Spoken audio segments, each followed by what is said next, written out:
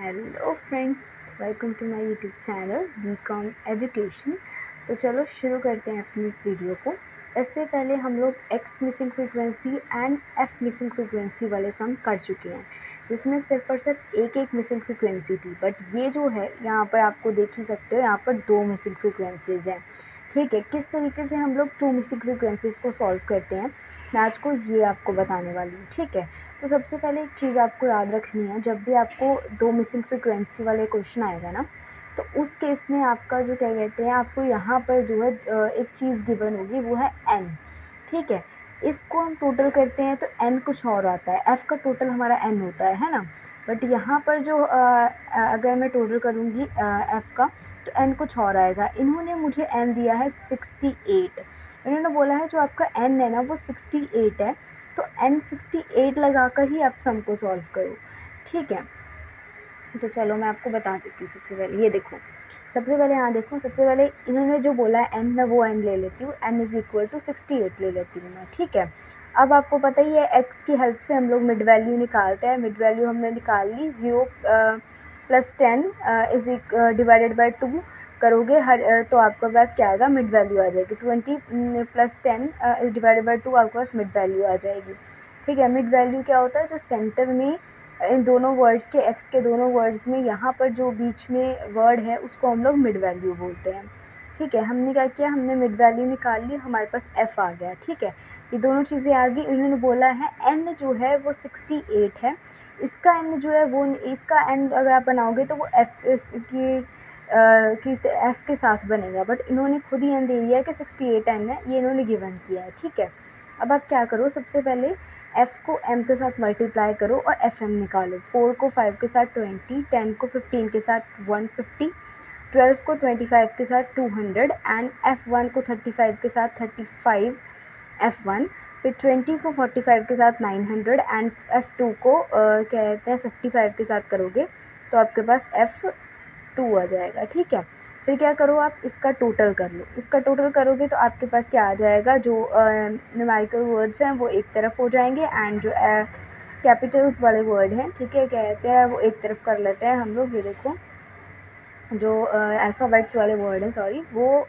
एक तरफ हम कर देते हैं। ठीक है, इस तरीके से हो गया। ये उनकी गिवन, ये हमारी गिवन वैल्यू हो गई है और ये हमारे पास ये हो गया है। ठीक है, यहाँ पर आप देख रहे हो। ठीक है, ये हो गया। अब चलो, अब आगे देखते हैं हम। सबसे पहले ये इस क्वेश्चन में ना एक और चीज़ गिवन है, वो है हमारे पास कहते हैं मीन। हमें मीन भी गिवन है इस क्वेश्चन के अंदर, और मीन जो है वो है हमारे पास 35।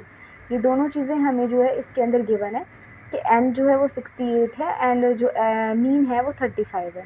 फार्मूला आपका सेम ही, मिसिंग फ्रीक्वेंसी जो जहाँ पर एक मिसिंग फ्रीक्वेंसी थी, जो फार्मूला वहाँ लगा था वही फार्मूला यहाँ पर लगेगा। क्या फार्मूला है, mean is equal to summation f m over n. ठीक है, summation f m over n है। ठीक है, यहाँ पर आपने सेम डालना है, मीन गिवन है, मीन आप डाल दो यहाँ पर।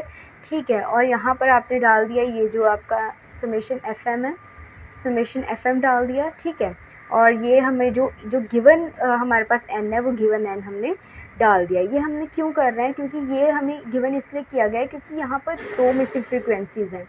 अगर यहाँ पर एक मिसिंग फ्रीक्वेंसी होती तो हम लोग इसको भी इसके टोटल के भी मदद से कर सकते थे, बट इन्होंने देखा कि यहाँ दो मिसिंग फ्रीक्वेंसी है, इसलिए इन्होंने ये दिया है ताकि इसकी मदद से हमारे पास एक वैल्यू आएगी एंड फिर जो दूसरा इसका टोटल, रियल टोटल जो होगा उसकी मदद से दूसरी वैल्यू आपके पास आएगी। ठीक है, तो ये देखो, सबसे पहले क्या किया, ये सब कुछ ले लिया, ये हमारे पास आ गया मीन जो गिवन है, ये हमारा इसका टोटल है, ये ले आ गया। 68 क्या है, n है, यहाँ पर n आ गया। ठीक है, अब क्या करना है, ये मैंने ये जो क्रॉस डाला है इसका मतलब है क्रॉस मल्टीप्लाई। 68 को हमने मल्टीप्लाई करना है 35 के साथ। ठीक है, और यहाँ पर कुछ नहीं है तो मतलब इसको एज इट इज़ रहने देना है। इन दोनों को मल्टी किया, इसको एज इट इज़ रहने दिया, इन दोनों को मल्टी किया तो 2380 आ जाएगा और ये वाला जो है एज इट इज़ रह जाएगा। ठीक है, ये हो गया। अब क्या है, ये आपकी एक इक्वेशन बन गई। अब क्या करो, आप यहाँ पर देखो, इसको यहाँ पर प्लस का इधर ले आओ, माइनस का हो जाएगा। ठीक है, 2380 को हमने माइनस कर दिया 1370 के साथ, हमारे पास 1010 आ जाएगा और ये एज इट इज़ उतर जाएगा। ये हमारे पास आ गई एक इक्वेशन। ठीक है, ये किस चीज़ों की मदद से आई है, फर्स्ट इक्वेशन, जो हमारे पास गिवन वैल्यूज़ थी उनके मदद से हमने ये फर्स्ट इक्वेशन फाइंड की है। अब देखो अब क्या करेंगे हम लोग, अब हम लोग ये क्या है ये देखो, अब हम लोग जो है इसका जो असल में टोटल है, मतलब 4 10 14 14 12 12 को उसके बाद कहते हैं 20 के साथ करोगे तो आपके पास क्या आएगा, आपके पास आ जाएगा 46 प्लस F1 प्लस F2। जो इसका असल टोटल है ना, जो असल टोटल है उसकी मदद से हम सेकेंड इक्वेशन फाइंड करेंगे। ठीक है, उसकी मदद से हम सेकेंड इक्वेशन फाइंड करेंगे जो इसका रियल टोटल है। ये गिवन टोटल नहीं, रियल टोटल जो इसका निकलेगा, जो यहाँ पर आपका रियल टोटल आएगा, वो रियल टोटल को हम लोग सेकेंड वैल्यू जो है निकालने के लिए यूज़ करेंगे। ये सेकेंड वैल्यू आ गई। इसका टोटल इन्होंने n कितना दिया है, 68 दिया है। ठीक है, F1 प्लस F2, और 68 को 46 के साथ माइनस करोगे 22 आ जाएगा। For F1 plus F2 is equal to 22।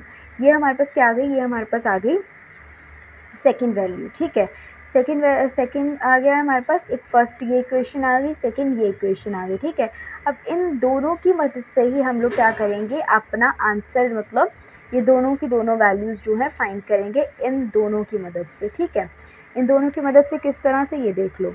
सबसे पहले ये आ गया।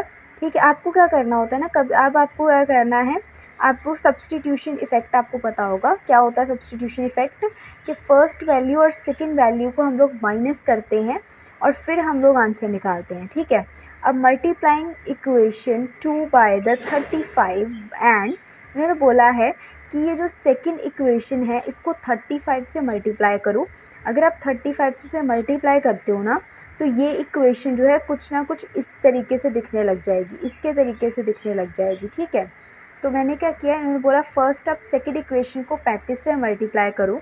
जब मैं सेकंड इक्वेशन को 35 से मल्टीप्लाई करती हूँ तो मेरे पास ये आता है 35 F1 35 F2 is equal to 770। ठीक है, ये हो जाएगा आपका, फर्स्ट आपने मल्टीप्लाई किया, आपके पास ये इक्वेशन आ जाएगी। And subtracting it from 1। ठीक है, आपको मल्टीप्लाई करना है सेकंड को, फिर उसको सब्ट्रैक्ट करना है, माइनस करना है फर्स्ट इक्वेशन के साथ, इस इक्वेशन के साथ। फर्स्ट इक्वेशन ये है हमारी। ठीक है, चाहे आगे लिखो ये, चाहे पीछे लिखो, एक ही बात होती है। ठीक है, ये हमने किया।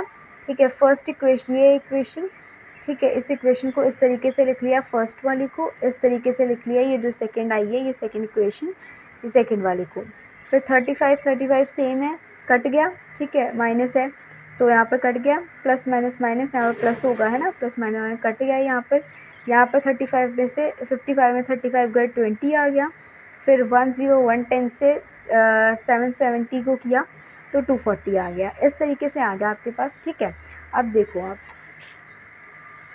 अब देखो।